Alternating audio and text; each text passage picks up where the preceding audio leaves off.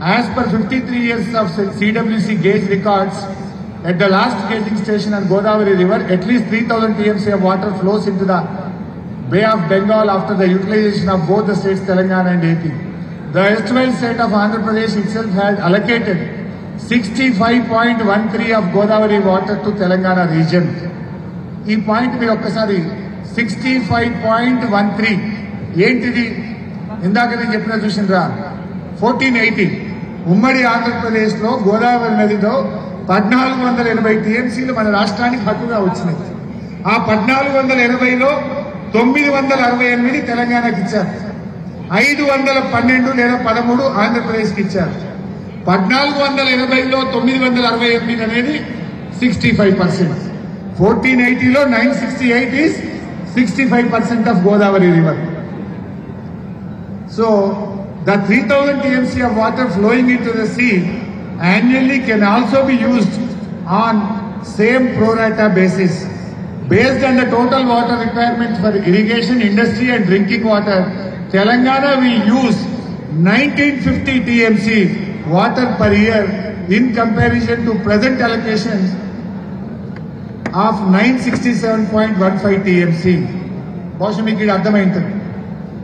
అంటే గోదావరిలో సముద్రంలో కలుస్తుంది అని చెప్పబడే 3000 TMCల్లో అదే ప్రోరేటా ప్రకారం అంటే గోదావరిలో 65 తెలంగాణకి ఇచ్చి 35 ఆంధ్రప్రదేశ్కి ఇచ్చారు. 65 అంటే 968, 35 అంటే 512.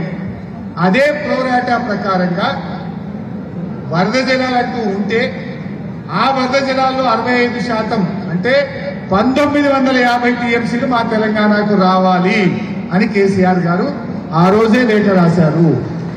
రాస్తూ ఇంకో మాట అన్నాడు కింద, the additional water will be required for meeting the water requirements of more than 1 crore population of mega metro city of Hyderabad, which also has 30 to 40 lakh migrant workers.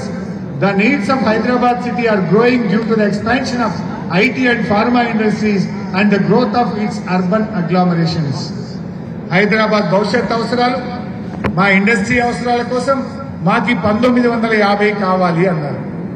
కానీ ఇప్పుడు చంద్రబాబు ఏమంటుండు, అరే సముద్రంలో బాగా కలుస్తూనే నేను 200 ఎత్తుకపోతా అంటుండు. వాస్తవానికి అది 200 కాదు, 400కి సూచి పెట్టిండు. చెప్పుడు 200, డిజైన్ 400కు ఉన్నది. గోదావరి బనకచెర్లలో రోజుకు 2 టీఎంసీలు అన్నారు. తవ్వుతున్న టనెళ్లు, తవ్వుతున్న కాలువలు రోజుకు 3 టీఎంసీలకు తవ్వుతున్నారు. చెప్పుతున్నది 200 టీఎంసీలు, కానీ ప్రణాళిక వేసింది 400 ఎత్తుకపోదామని ప్రణాళిక చేసుకున్నారు. 400 ఎత్తుకపోదామని చేస్తున్నారు. మరి కేసీఆర్ ఏమన్నాడు ఆ రోజు? ఒకవేళ 3000 ఉన్నాయని సిడబ్ల్యూసీ చెప్తుంది, ఉంటే 65% కింద మా 1950 మాకు ఇవ్వాలి అన్నాడు. మరి ఇప్పుడు ఈ రేవంత్ రెడ్డి అడగాలా వద్దా? నువ్వు తెలంగాణ లెక్క తెలియకుండా మాదెంతనో చెప్పకుండా అవి కలుస్తున్నాయనే పట్టకపోతా అంటే రేపు మనకెట్లా? రేపు మొత్తం కట్టిన తర్వాత ఏమంటాడు, మీరు మనం కట్టబోయినామనుకో, అరే మేము ఆల్రెడీ 80,000 కోట్లు ఖర్చు పెట్టినాం, ఇప్పుడు వాళ్ళు కడితే మాకు కమ్మి పడతాయి, వాళ్ళని కట్టనీయద్దు ఆపాలని అడ్డం పడడా? మరి ఇప్పుడు వారు కట్టుకుంటే రేపు నష్టం మనకు జరగదా? అంటే కట్టాలంటే ప్రాజెక్టుకు అనుమతి ఇవ్వాలంటే ముందు మా 968 పక్కా అని సంతకం పెట్టి ఫస్ట్ దానికి అడ్డం రాను అని చెప్పు. తెలంగాణ ప్రాజెక్టులకు అడ్డం చెప్పినవన్నీ వాపస్ తీసుకో. ఆ తర్వాత ఎన్ని నీళ్లు ఉన్నాయో లెక్క చెప్పు. ఎవరు చెప్పాలి? సెంట్రల్ వాటర్ కమిషన్ చెప్పాలి, ట్రిబ్యునల్ చెప్పాలి. వాళ్ళు 1000 ఉన్నాయా 2000? ఎవరు చెప్పాలి? సెంట్రల్ వాటర్ కమిషన్ చెప్పాలి, ట్రిబ్యునల్ చెప్పాలి. వాళ్ళు 1000 ఉన్నాయా 2000 ఉన్నాయా 3000 ఉన్నాయా తేల్చుంది. ఆ ఉన్న 1000 ఉన్నాయనుకో, 65% అంటే 650 మాది, 350 నీది. 350 నువ్వేమన్నా చేసుకో, 650 మేము కట్టుకుంటాం. ఆ లెక్క తేలకుండా నువ్వు ఎట్లా కట్టవు అంటుంది తెలంగాణ. ఇలా మనం ఎందుకు అడ్డు చెప్తున్నాం? గోదావరి బనకచెర్ల ఆల్రెడీ పంచుకున్నాం. 968 మాది, 512 మీది. దీనికి అడ్డుపుల్ల పెట్టకు, ముందు సంతకం పెట్టు. ఇచ్చిన కంప్లైంట్లు వెనక్కి తీసుకో. ఇది నంబర్ 1. నంబర్ 2, ఇంకా ఎన్ని ఎక్కువ ఉన్నాయి? 1000 ఉన్నాయా 2000 ఉన్నాయా 3000 ఉన్నాయా? సిడబ్ల్యూసీ వాడు 3000 ఉన్నాయని చెప్పిండు. ఆ లెక్కల మాకు ఇప్పుడు అది 3000 కేంద్ర ప్రభుత్వం తేల్చాలి, వాటర్ కమిషన్ తేల్చాలి, లేదంటే కొత్త ట్రిబ్యునల్ తేల్చాలి. ఆ లెక్క తేలినాక కదా నువ్వు ప్రాజెక్టు కట్టేది. లెక్క తేలక ముందే కట్టనంటావు, రేపు రైపైన రైట్స్ కింద మళ్ళీ నీళ్లు దొబ్బుతా అంటావు. మనం పిచ్చోళ్ళమా మాయకులమా? అందువల్ల మనం చెప్పే పాయింట్ ఎందుకు వ్యతిరేకిస్తున్నామంటే ఫస్ట్ అసలు ఎన్ని నీళ్లు ఉన్నాయో లెక్క తేల్చు. ఆ ఉన్న నీళ్లలో తెలంగాణ వాటా ఏందో ఆంధ్రప్రదేశ్ వాటా ఏందో పంపకం చెయ్యి. చేసినాక నీకు నీళ్లుంటే నువ్వు కట్టుకో, నీళ్లుంటే మేము కట్టుకుంటాం. నీళ్ల లెక్క తేలకుండా వాటా తేలకుండా నువ్వు రాత్రికి రాత్రి ఢిల్లీ చేతులు ఉన్నదని ప్రాజెక్టు కడితే తెలంగాణ ప్రజలు ఒప్పుకోరు. నీ శిష్యుడు రేవంత్ రెడ్డి ఒప్పుకుంటాడేమో గాని తెలంగాణ ఊరుకోదు బిడ్డ, తెలంగాణ ఊరుకోదు. రేవంత్ రెడ్డి ఢిల్లీలో ఒప్పుకొని వస్తుంటామనుకుంటావా? మరొక తెలంగాణ ఉద్యమం ఉన్నది కేసీఆర్ నాయకత్వం.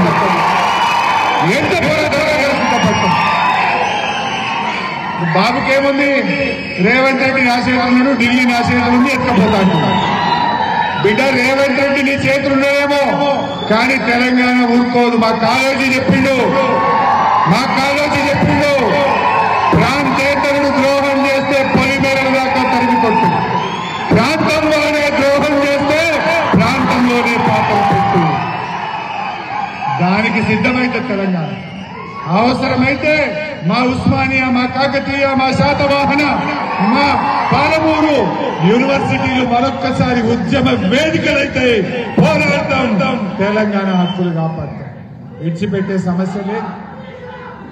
ప్లీజ్ ప్లీజ్ ప్లీజ్ సీరియస్నెస్ పోతుంది.